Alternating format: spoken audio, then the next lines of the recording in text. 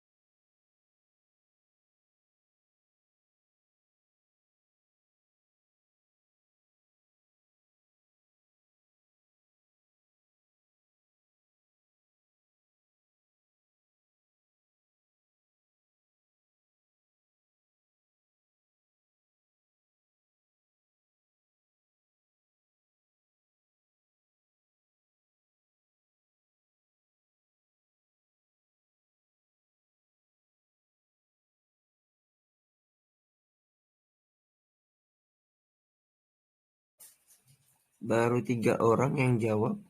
Kalau di spreadsheet ya. Baskara, Inten Kencana, dan Pak Petro DJ. Sisanya mau ditunggu atau lanjut? Lanjut aja ya. Soal nomor 3 Bapak Ibu.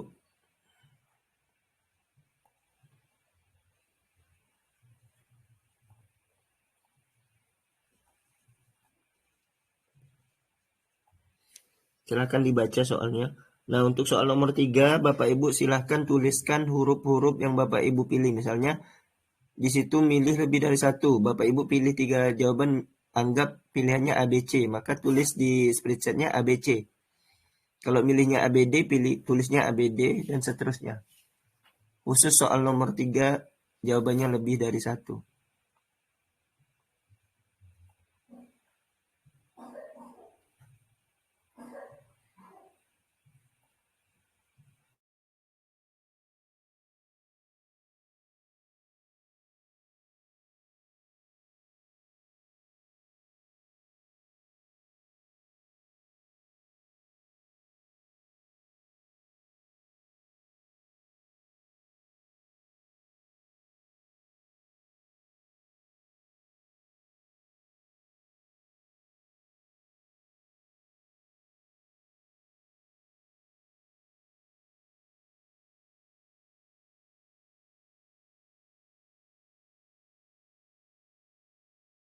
terpantau baru Pak FDJ yang menjawab soal nomor 3. Dengan Bapak Ibu soal nomor 3 diketik huruf-huruf yang menurut Bapak Ibu jawaban benar. Pak Bets Baskara sudah. Bu Inten Kencana sudah. Nggak usah pakai koma Bu Inten ya. Nanti nggak kedeteksi jawabannya. Bapak Ibu nggak perlu pakai koma ya soalnya. Soalnya di kunci jawaban itu saya menuliskan cuma hurufnya aja, nggak pakai koma. Jadi kalau misalkan jawaban Bapak Ibu benar, namun pakai koma, jadi nggak kedeteksi nanti. Tulis aja hurufnya. Oke, Bu Intan udah oke. Hapus komanya oke. Bu Ati, Bu Aninda, Bu Ika, sama Bu Ervinur. Kita lanjut soal nomor 4.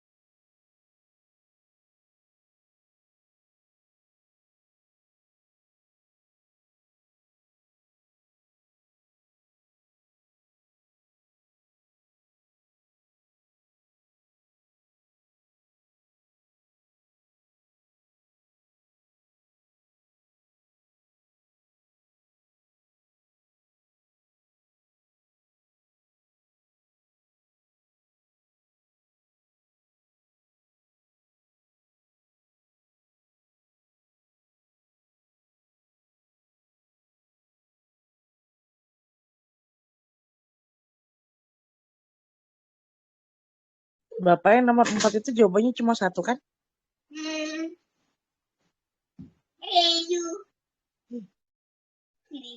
Kalau nggak ada saya infokan berarti jawabannya cuma satu, Bu. Oke Bapak.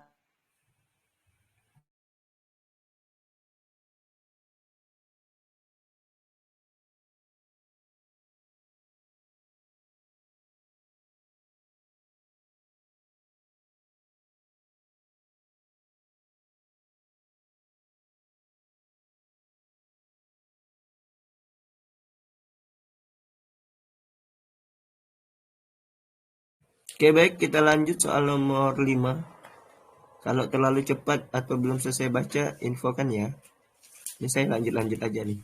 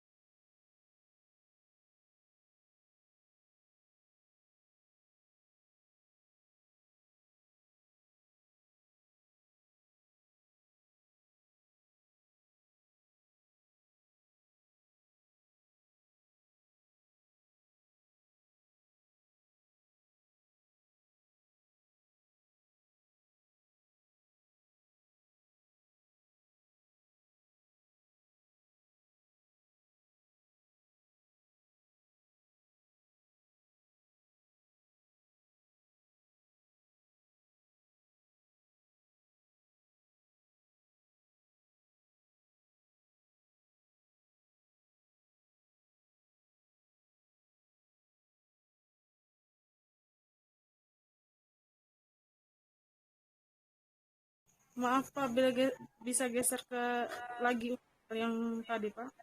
Belum kebaca, Bu ya. Baik, kita lanjut soal nomor 6, Bapak Ibu. Soal nomor 6 ini sambil Bu RP baca soal nomor 5 ya. Soal nomor 6 ini Bapak Ibu berbentuk benar salah.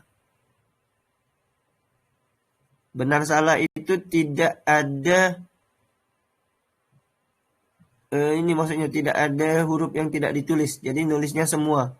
Misalnya Bapak Ibu jawabnya benar semua, maka tulis B 5 kali.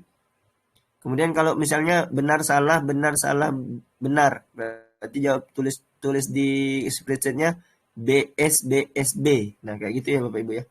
Untuk soal nomor 6 dan 7. Udah ya Bu Ervi ya. Pak.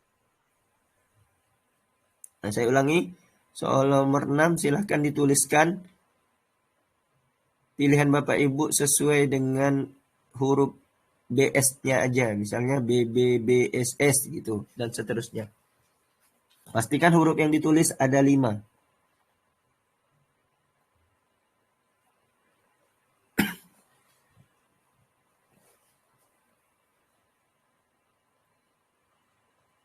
Bu Atik Dian Widya Stuti kemana ya? Kok nggak ngisi-ngisi nih? Bu Ika tadi kelewat ya?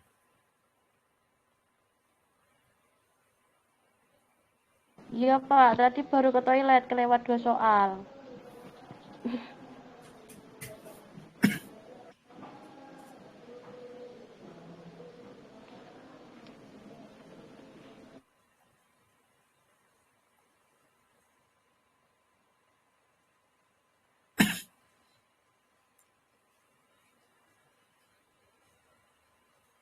Oke, baru 1 orang yang selesai.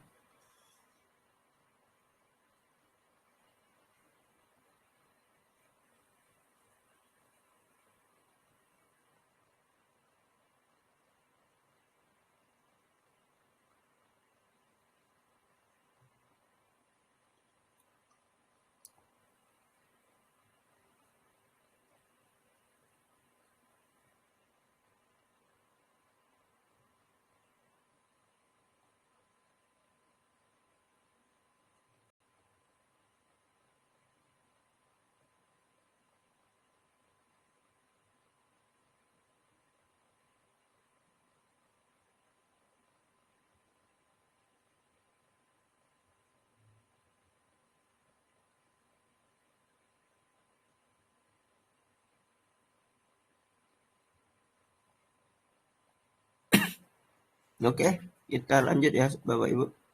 Sudah 4 orang yang jawab. Saya lanjut soal nomor 7.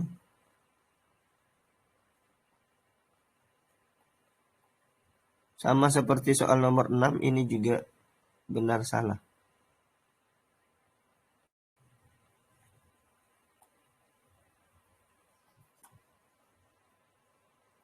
Silakan dituliskan benar salahnya di spreadsheet Bapak Ibu. Cukup BS-BS-nya aja.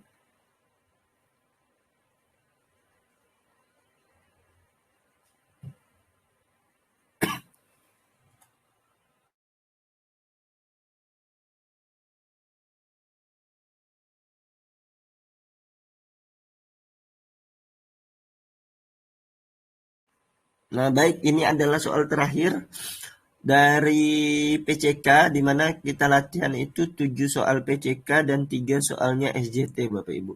Nah, ini soal terakhir dari soal PCK. Mungkin Bapak Ibu yang tadi nulis pakai kertas boleh sambil diisi di spreadsheetnya dulu dari 1 sampai 7.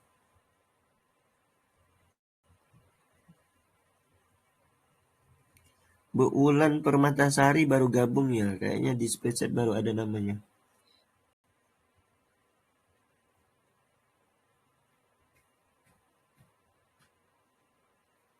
Diisi aja Bu dari soal nomor 6, Bu Ulan.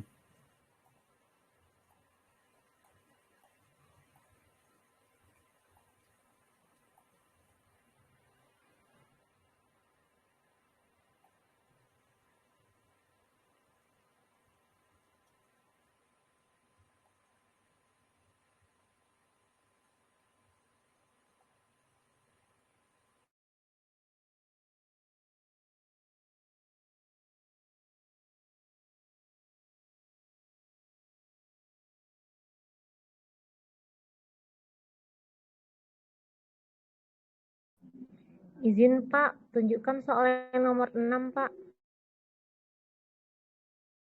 Siapa, Bu? Bu Ulan. Ibu lanjut dari soal nomor 7 ini aja, Bu. Baik, Pak.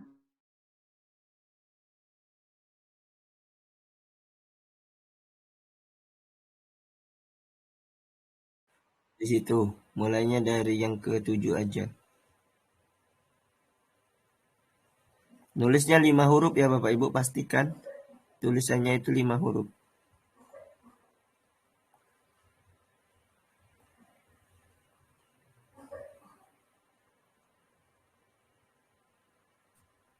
Boleh ikut, Pak, udah ketinggalan. Boleh, tulis aja Bu. Oke, Pak. Tapi ya sisa 3 ini, sisa SJT. Iya, Pak, ketinggalan tadi. Oke, Bapak Ibu sudah soal nomor 7. Kita masuk ke soal SJT. Nah, soal SJT ini Bapak Ibu tidak ada jawaban yang salah. Jadi, kalaupun salah, poinnya 1 maksudnya. Jadi terdapat 5 pilihan, di mana 5 pilihan ini Bapak Ibu pilih yang paling baik di antara yang baik. Gitu ya. Silahkan yang paling cocok menurut Bapak Ibu yang mana itu yang dipilih. Ini soal nomor 8. Jawabannya cukup 1 Bapak Ibu, ditulis saja 1 yang menurut Bapak Ibu yang terbaik yang mana.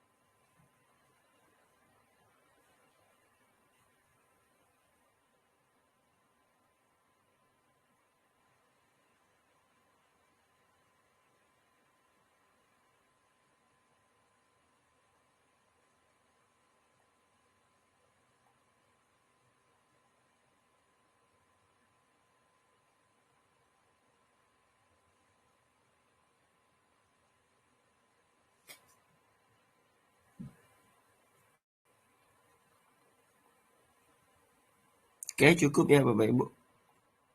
Kita lanjut soal nomor 9.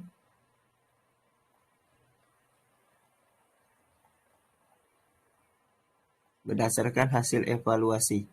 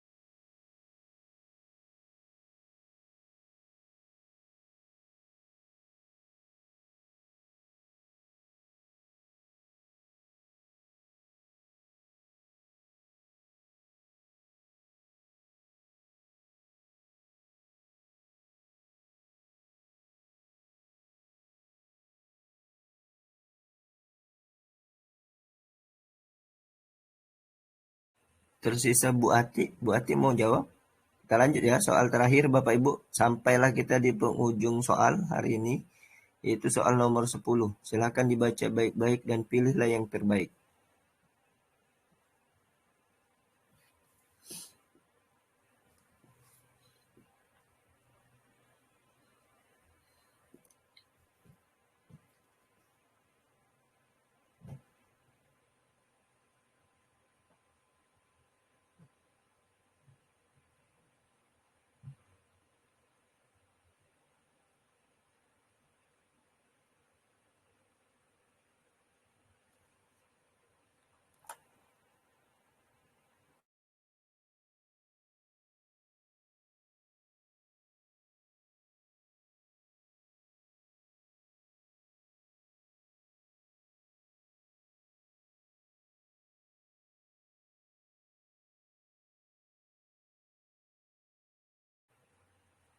Oke, terpantau Pak FDJ sudah selesai.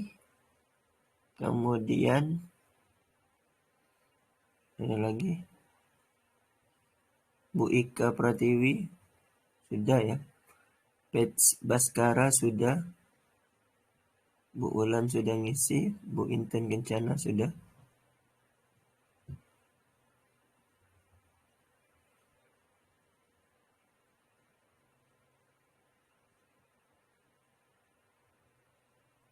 Tiga orang lagi, Bu Ati, Bu Aninda, dan Bu Ervi.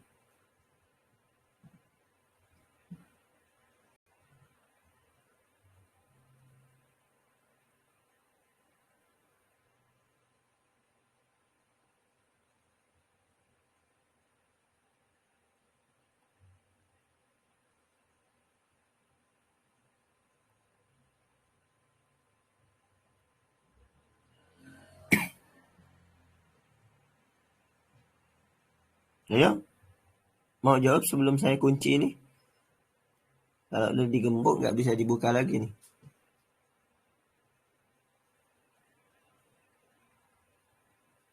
Bu Ati, 1. Bu Ati, 2.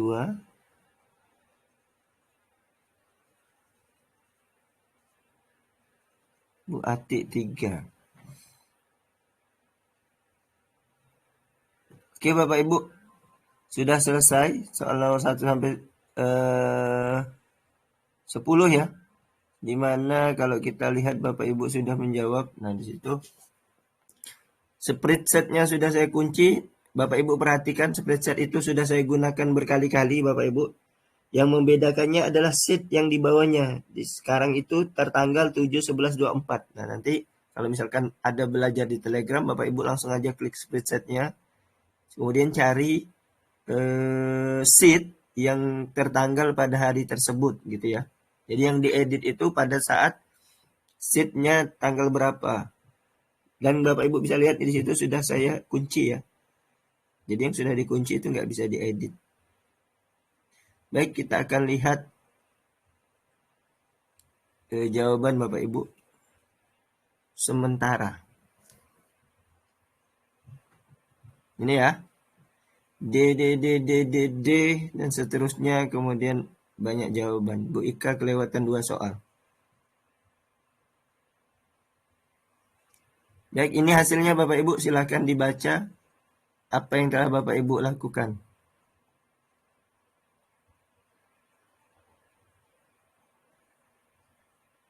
Pets Baskara 3 dari 7. Bu Ati 4 dari 7. Kemudian Bu Inten 3 dari 7. Bu Aninda 3 dari 7. Bu Ika 2 dari 7. Bu Ervi dan Pak Pitro 4 dari 7. Kemudian kalau SJT-nya itu hampir sempurna Pets Baskara 14 dari 15. Kemudian yang Bu Ati 12. Bu Inten Kencana 12. Bu Aninda 10. Bu Ika 7. Bu Ervi 11, Pak Petro 11, dan Bu Ulan 12. Nah kayaknya Bu Ika banyak tertipu nih kayaknya nih. Dapat 7. Oke Bapak Ibu, itu hasilnya. Gimana? Puas?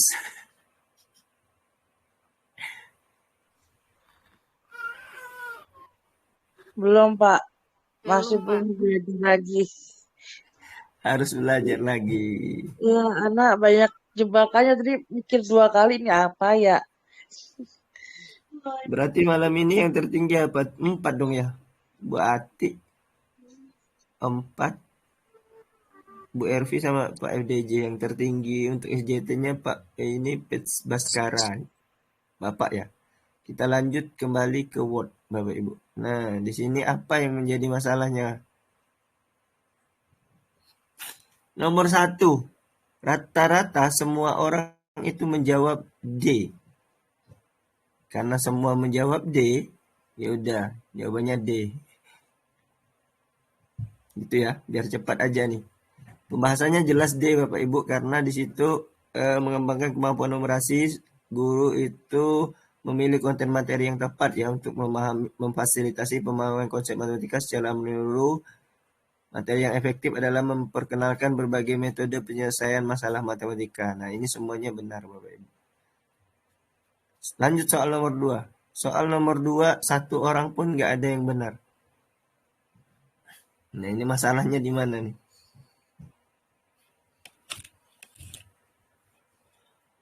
Nah, kalau Bapak Ibu bingung, kayaknya Nah, itu sama kayak bingung. Bu Aninda bingung berarti sebenarnya bukan Pak Dani di situ ya, Bu Aninda harusnya. Karena yang bingung itu kan harusnya Pak Dani. Enggak, Pak, bingungnya gini, soalnya kan itu agak kecoh juga sebenarnya di soal nomor 2. Nah, itu kan tentang mengajar 2 jam terakhir. Saya mikirnya malah karena dia biar nggak pasif dibikin kelompok. Saya mikir begitu.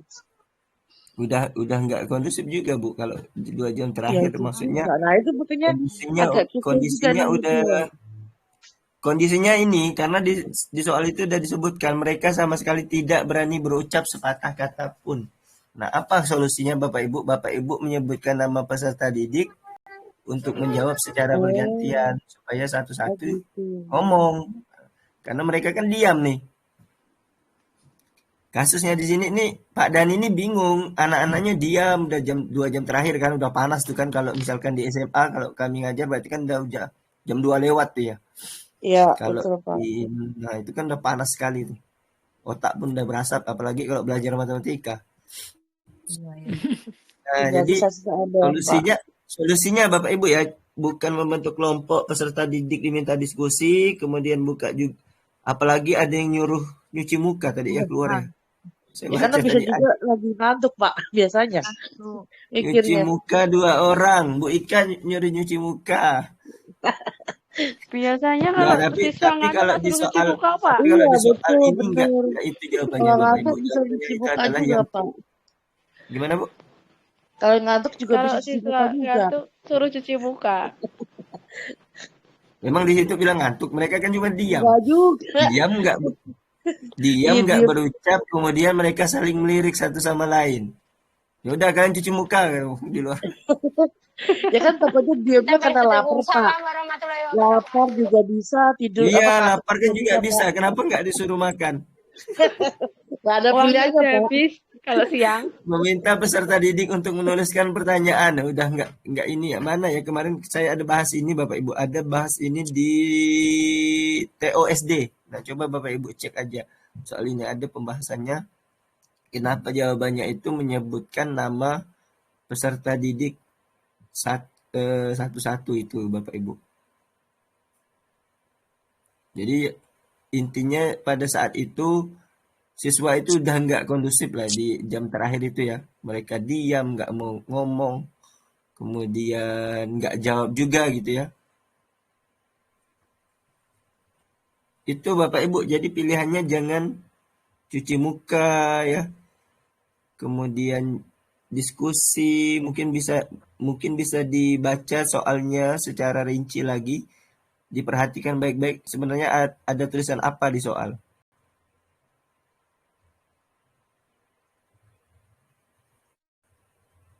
Ntar ya saya carikan pembahasan yang kemarin.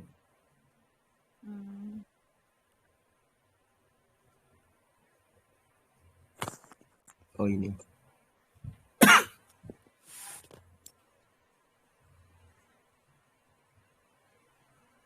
Nah, menyebut peserta didik untuk menjawab secara bergantian. Kalau meminta keluar cuci muka tidak menyelesaikan masalah karena masalah utamanya itu ketidakberanian Bapak Ibu.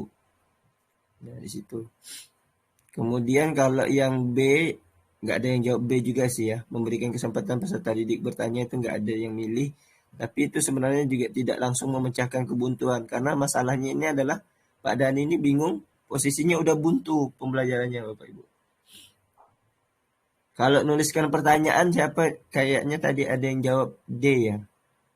2 orang terbawa Pak FDJ ya. Saya. Pak Saya. Fitro sama Pak Bu Ervi ya. Iya, Pak. Nah, karena kasusnya mereka ini diam Bapak Ibu. Dalam kasus ini kan mereka ini intinya Pak Dani ini ingin mereka tuh berbicara. Karena kan biasanya kalau masalah kalau Bapak Ibu nulis di studi kasus masalahnya, biasanya harapannya itu kontradiksi dari masalah yang ada. Nah, kalau Bapak Ibu cuma meminta peserta didik kayak Bu Ervi itu ya, Bu Ervi tadi ya, Bu Ervi Nur ya. Iya, Pak. Kalau nuliskan pertanyaan justru interaksinya makin gak ada Bu, kan mereka cuma nulis gitu kan. Itu intinya. Iya, siap. Apalagi diskusi kelompok udah di ujung-ujung udahlah. Lanjut yang nomor 3. Jadi itu ya Bapak Ibu. Jadi nomor 2 itu rata-rata memang belum ada yang tepat. Nomor 3 itu yang benar 2 orang di antara 2, 4, 6. 6 orang yang jawab itu 2 orang aja yang benar. Kita lihat ya. Yang pertama, 3 peserta didik ini berkebutuhan khusus tunanetra. Maka yang pertama kita bisa menggunakan audiobook. Karena ini kan bisa didengar ya. Buku yang bisa didengar. Maka ini semua Bapak Ibu jawabnya benar. Kemudian yang kedua, rangkuman materi dengan format huruf yang dapat dibaca oleh mereka. Nah ini pastinya membantu Bapak Ibu. Kayak huruf braille ya. Nah, yang ketiganya ini yang rata-rata salah. Kira-kira yang mana jawabannya Bapak Ibu yang tepat? Yang E nggak, Pak? yang E. Yang E.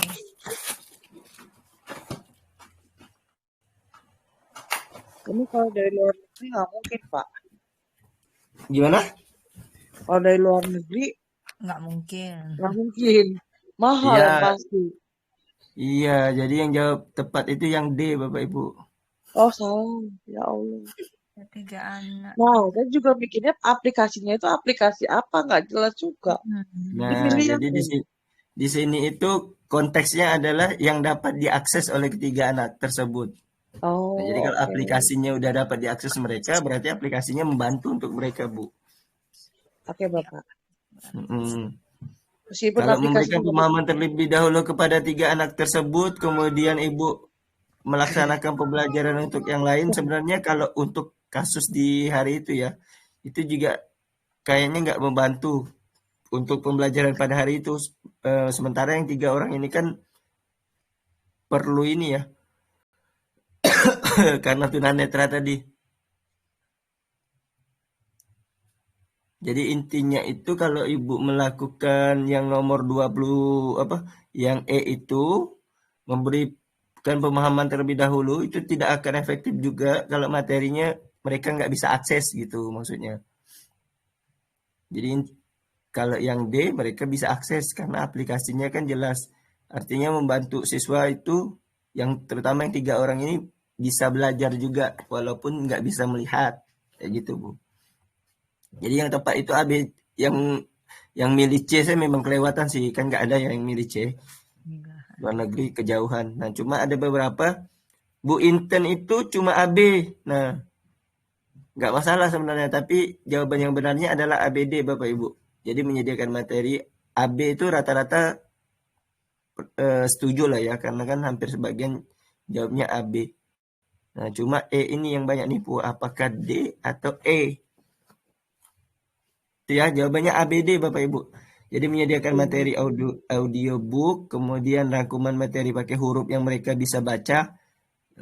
huruf yang biasa bisa diraba itu Bapak Ibu, kemudian memindahkan materi pada aplikasi yang mereka bisa akses ketiga anak tersebut. Kalau Bapak Ibu memberikan pemahaman kepada tiga anak tersebut, tapi nanti pas belajarnya materinya nggak bisa diakses, ya sama aja.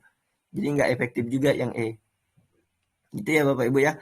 Nomor 4. Nah sebenarnya ini soalnya agak kurang karena hilangnya tujuan pembelajaran ya Bapak Ibu. Awalnya ini untuk soal IPS. Karena ada latar budaya nih. Jadi tadi saya ganti MTK. Nah intinya Bapak Ibu di sini peserta didiknya berdiferensiasi gitu ya. Ada jenis keragaman yang berbeda-beda, latar belakang budaya. Kalau Bapak Ibu ingat ada di modul 1 kayaknya.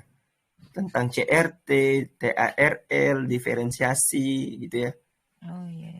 Nah, berdasarkan kasus itu, rumus strategi yang tepat untuk membantu peserta didik mencapai tujuan pembelajaran tersebut.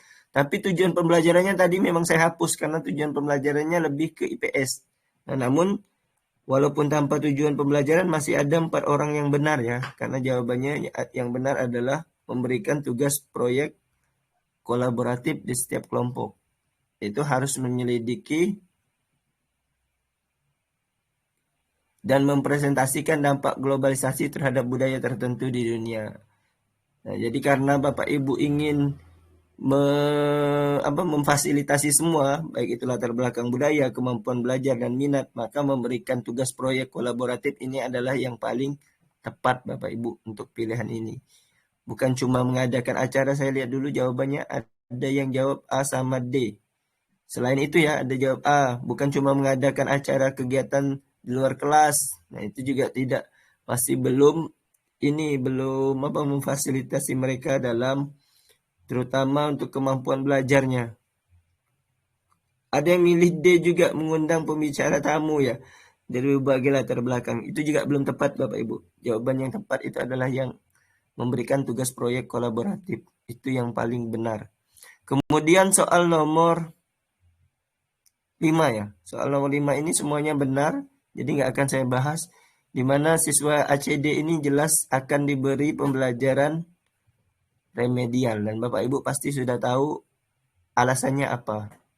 Gitu ya, kalau kita lihat dari tabel dengan KKM-nya 70. Maka saya lanjut aja nih ya, yang soal nomor 5. Soal nomor 6. Nah, ini yang perlu Bapak Ibu perhatikan ketika menjawab soal yang jawabannya lebih dari 1. Maka jawabannya harus sama persis dengan kunci. Kayak di TO itu ya. Makanya banyak yang tidak berhasil jawab TO itu.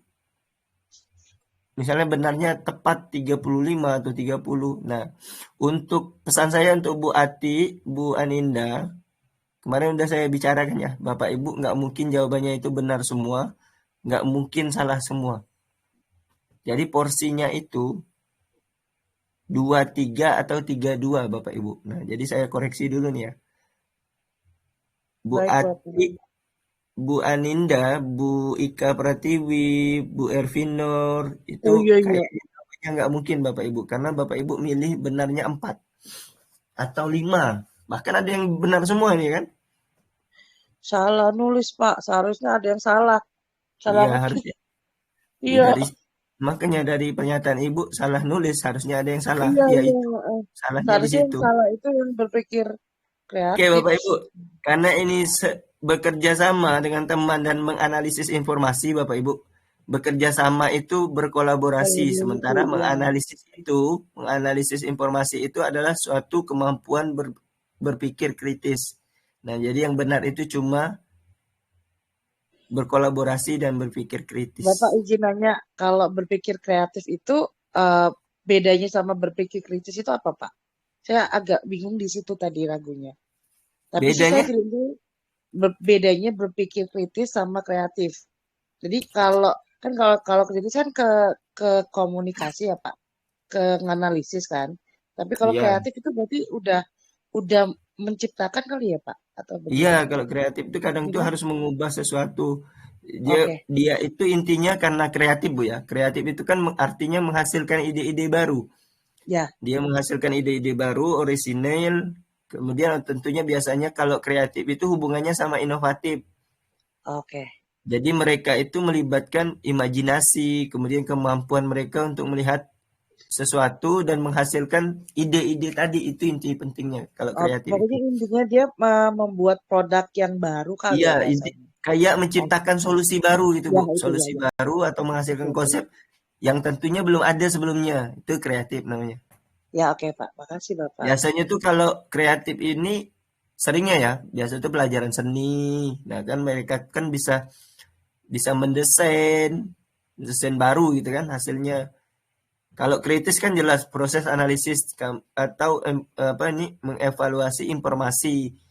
Jadi mereka itu membuat keputusan yang logis dari hasil analisis mereka, sehingga penilaian apa harus ada bukti dan argumen biasanya itu kalau berpikir kritis. Didapat dari kalimat soal itu tentang menganalisis informasi. Jadi kata kuncinya di sini nih. Senang bekerja sama dan menganalisis informasi. Jadi bekerja samanya itu berkolaborasi. Kalau berpikir kritisnya di menganalisis informasi. Kalau berkomunikasi itu harusnya jelasnya kalau Bapak Ibu bikin sintak di modul ajar ya. Biasanya berkomunikasi itu Bapak Ibu pasti pas mereka mau presentasi kan, mempresentasikan hasil karya. Nah, itu mulai tulisan di dalam kurungnya mulai mengkomunikasikan atau 4C-nya bagian komunikasi. Nah, ini bukan di situ yang ada di soal, karena yang di soal itu mereka cenderung bekerja sama dengan teman dan menganalisis informasi Bapak Ibu. Saya ulangi Bapak Ibu ya, kalau jawab soal kayak gini nggak usah pilih benar semua atau salah semua atau 4 benar, itu kecil kemungkinannya Bapak Ibu. Pilihannya itu kalau nggak 2 ya 3 biasanya tuh. Seperti yang saya sebutkan kemarin ya. Kemarin kan udah saya sebutkan ya. Oke, untuk soal 7 ya, di situ kita lihat kelas 9D itu kelas unggulan. Mereka semua cerdas dan berprestasi. Saya lihat di spreadsheet dulu ada 1, 2. Ini kok Bu Ervinur kurang 1, Bu? SSBS. Apa satunya ya? Tadi kelewat, Pak. Kelewat apa? Kelewat 1 huruf. Bukan, maksudnya belum nyampe selesai soalnya. Nah, jadi yang mana nih? Apa yang Ibu kurang? Yang paling bawah? Tadi tuh saya milih langsung di bawah, yang kelewat tuh poin keempatnya. Jadi apa? Biar saya tulis sekarang.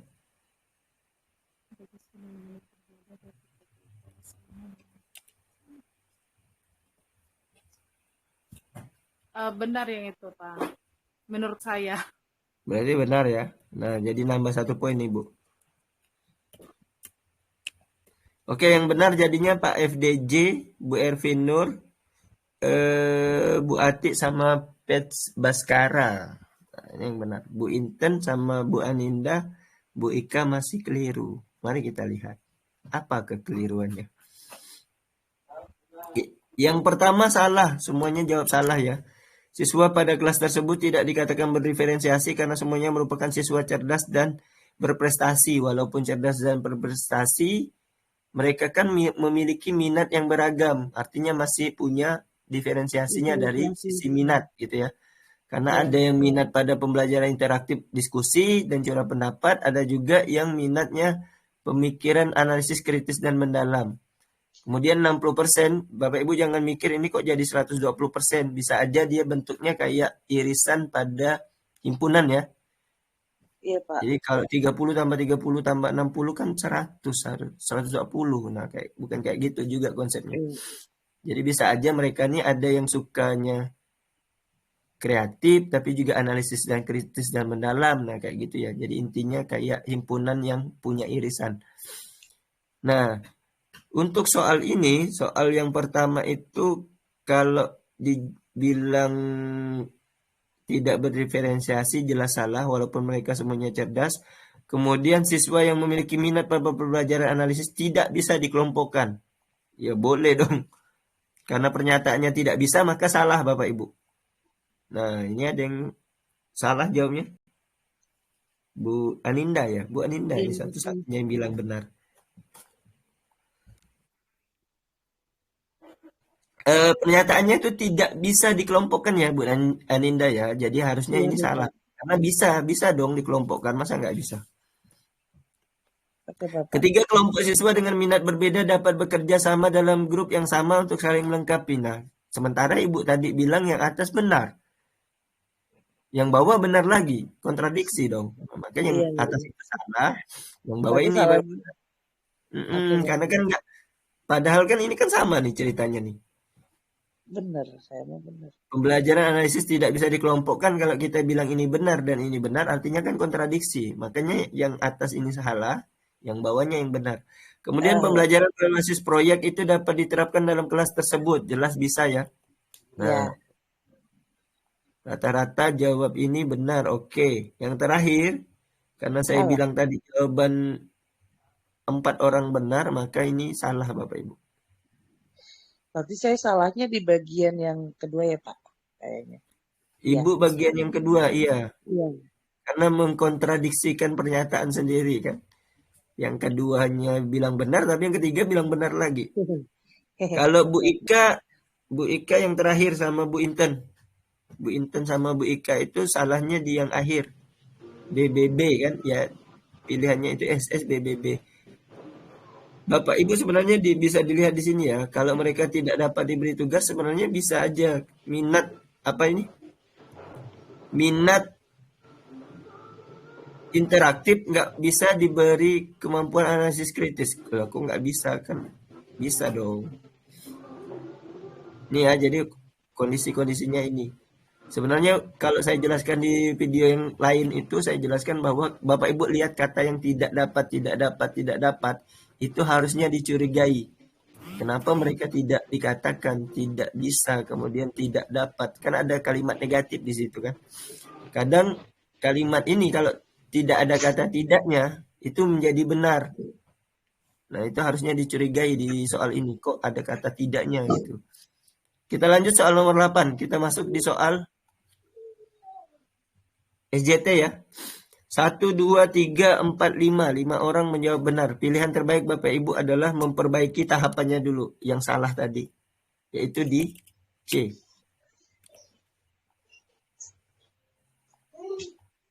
Nah, ini yang terbaik Bapak Ibu. Yaitu memperbaiki tahapannya. Apa begitu? Memperbaiki tahapan. Baru Bapak Ibu mikirkan yang lain.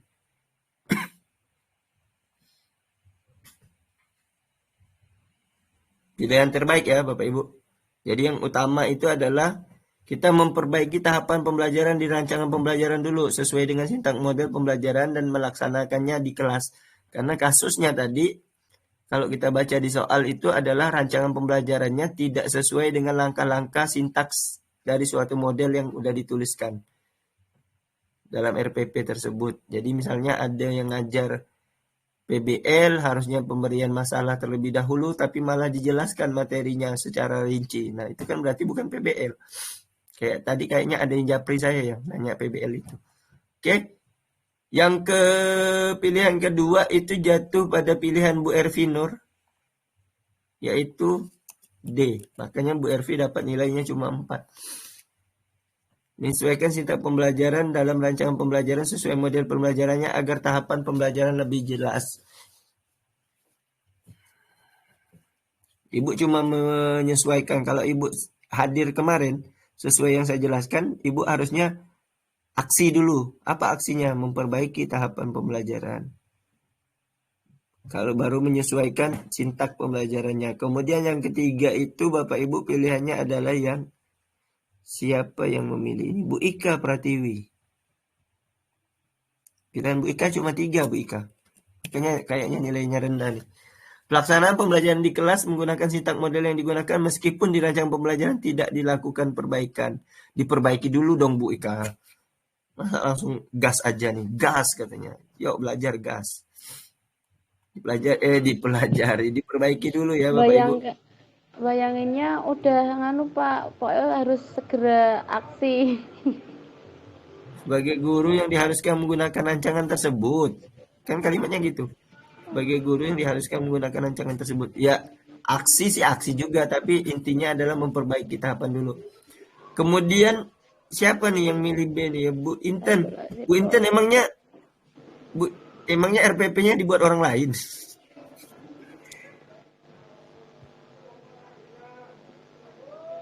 Nomor Kategori 2 ya? oh iki hasil akhirnya ya. Gimana? Iki hasil akhirnya. Iki tambah iki. Nah, berarti iki Bentar Bu jenenge Ika saya mute dulu ya. Nanti saya kasih kesempatan ngomong lagi ya. Oke, yang terakhir adalah 1 Bapak Ibu di A. Nah, jadi jawabannya adalah C, D, E, B, A. Jadi Bapak Ibu bisa dihitung sendiri benar nggak tadi nilai di spreadsheet angkanya seperti yang saya tuliskan. Udah ada nabung ya. Berarti Bu Ati, Pak Bets Baskara, kemudian Bu Aninda, Pak FDJ sama Bu Ulan udah nabung 5. Bu Ervi 4, Bu Ika 3, dan Bu Inten 2. Oke, yang ke 9. Sebenarnya 9 ini saya beri tadi soalnya masih tergolong ini ya, umum berdasarkan hasil evaluasi di akhir pembelajaran. Minat peserta didik terhadap pembelajaran kurang dan kemampuan bernalar kritisnya juga kurang tercapai. Jadi yang kurang itu adalah kemampuan bernalar kritisnya, kemudian minatnya juga tadi. Berdasarkan kondisi tersebut, maka beberapa aspek kompetensi pedagogi guru yang kurang optimal dan harus ditingkatkan dalam pembelajaran adalah, nah apa yang harus dilakukan Bapak Ibu? Yang harus ditingkatkan, pilihan utama dan yang paling utama itu adalah yang B Bapak Ibu, yaitu instruksi pembelajaran yang mencakup strategi dan komunikasi untuk menumbuhkan minat dan bakat. Jadi yang pertama yang harus dilakukan yang harus diberikan adalah instruksi seperti pilihan Pak Baskara, Bu Inten Kencana, dan Bu Ervi Nur ya. Pilihan terbaiknya adalah B. Bagus. Kemudian banyak yang memilih E ya. Penggunaan media pembelajaran. Waduh, ini banyak yang memilih E juga ternyata. Benar Bapak Ibu ya, banyak memilih E. Padahal kalau kita memilih E itu berapa poinnya Bapak Ibu kalau mau tahu? Iya. Poin yang E itu cuma ini yang buat nilai turun nih. Cuma 2.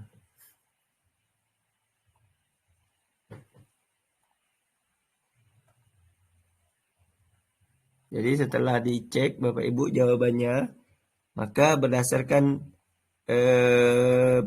pilihan yang Bapak Ibu pilih, itu poinnya cuma 2 saja. Di mana Bapak Ibu menggunakan media visual ya. Media visual oke, penting. Tapi tentunya tidak selalu menjamin peningkatan minat dan nalar kritis siswa pada saat itu untuk instruksi.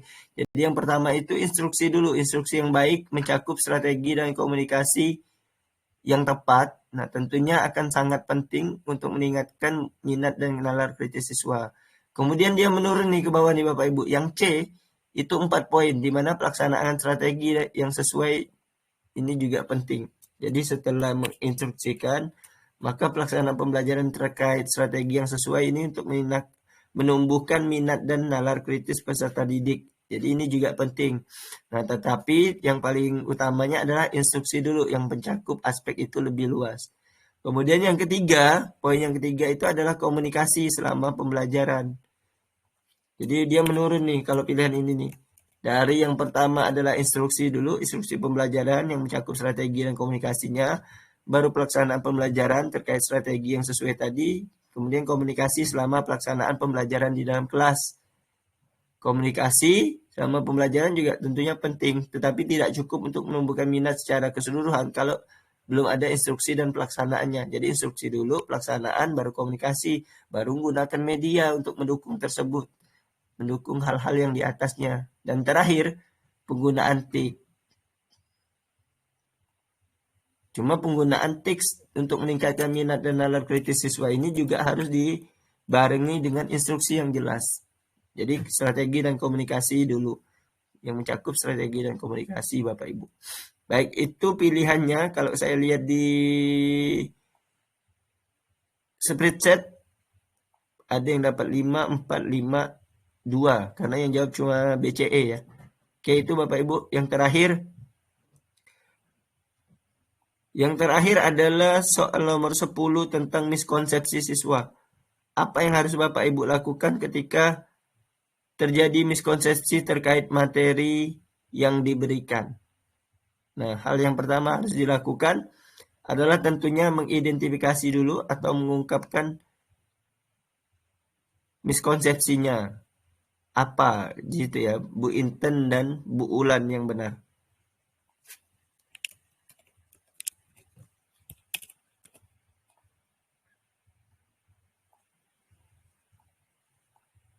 Jadi, yang paling utama mengungkapkan miskonsepsinya dulu.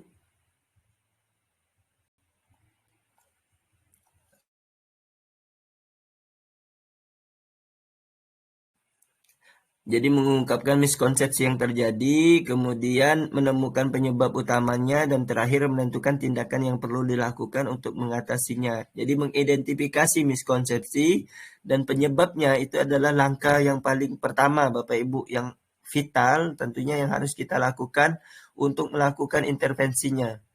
Yang paling efektif itu adalah yang A. Kemudian lanjut Bapak Ibu menurun dari A, B, C, D, E itu sesuai dengan pilihan. A itu 5, B-nya 4, C-nya 3, D-nya 2, E-nya 1. Nah, Bapak Ibu bisa analisis sendiri pilihannya apa tadi. Kalau A berarti 5, kalau B berarti 4. Kalau C berarti 3. Nah, kayak ibu-ibu yang milih ya, banyaknya milihnya yang 3.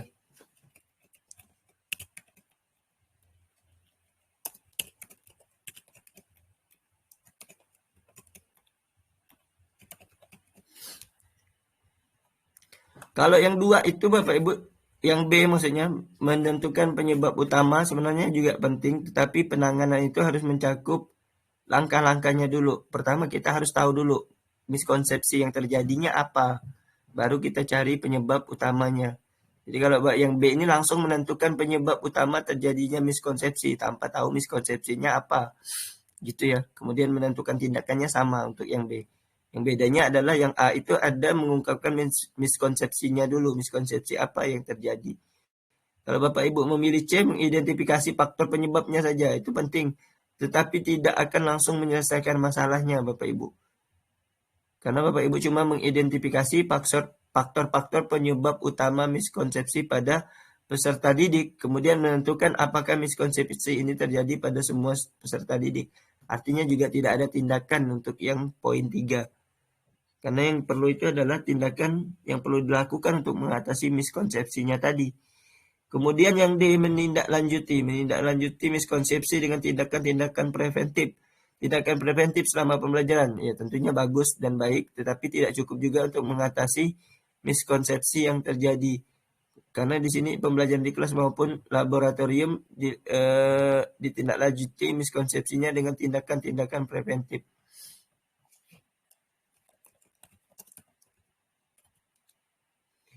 Jadi yang dilakukan itu tentunya tindakan ya Bapak Ibu, preventif berarti yang diambil untuk mencegah terjadinya sesuatu kejadian baru ya. Jadi kita mengambil serangkaian tindakan yang untuk mencegah terjadinya suatu kejadian atau kondisi yang tidak kita inginkan. Kemudian yang E ini, nah yang E jelas lah ya, karena melakukan pembelajaran ini tanpa melakukan perbaikan. Karena di sini melaksanakan pembelajaran sesuai dengan rancangan pembelajaran dengan struktur materi yang jelas sesuai dengan TP. Artinya melaksanakan pembelajaran tanpa memperbaiki miskonsepsi tadi. Tentunya tidak akan mengatasi masalah yang ada. Nah, seperti itu Bapak Ibu. Hari ini mungkin ada yang ingin dibicarakan sebelum saya tutup. Suara Mau saya pun bertanya, habis. Gimana Bu? Kak, apakah pembahasan soal ini akan diadakan setiap malam gitu? Takut ketinggalan lagi. Bicara siapa ya Bu ya? Saya, Pak, Bu Bentar Etri. saya lihat.